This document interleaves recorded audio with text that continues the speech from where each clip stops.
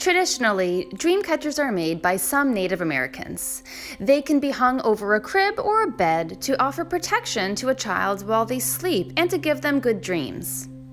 I'm going to show you how to create a painting using watercolor paints and crayons as a wax resist of a dreamcatcher. All you need to do to begin is start with something circular like a roll of tape and trace the circle. You could then find a stencil or maybe a lid and trace smaller concentric circles inside. From this simple start, you can then create a design of your choice inside of the circles.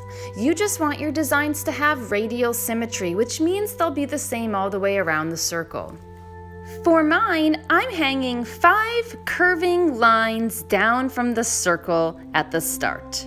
I'm making it look like there are beads by just drawing 1 or 2 small circles at the top.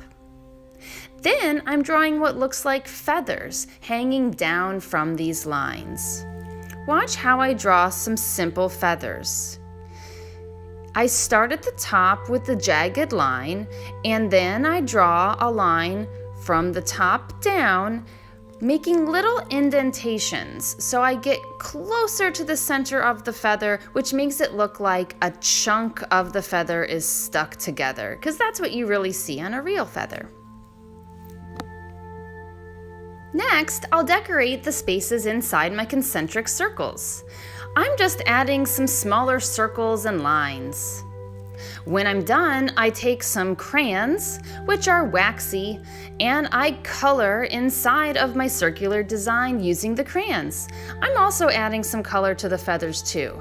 I'm using neon crayons, which I think will look really great when I add paint. Now for the fun part, I'm going to add some watercolor paint, but first I spray my paper with water.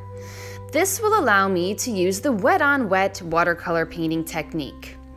After applying some water to my paint set, I add on some purple and blue. These 2 colors are analogous colors, which means they're colors next to each other on the color wheel, and since they're similar colors, they will blend really nicely together. After adding some purple and blue, I hold up the paper so that it can drip downwards towards the bottom of my dreamcatcher. And that's it! After blotting with some paper towels and adding a sprinkling of salt for effects, I am finished. I hope you enjoyed this quick tutorial. If you did, please give it a like, and of course subscribe to my channel for more art demos and tutorials.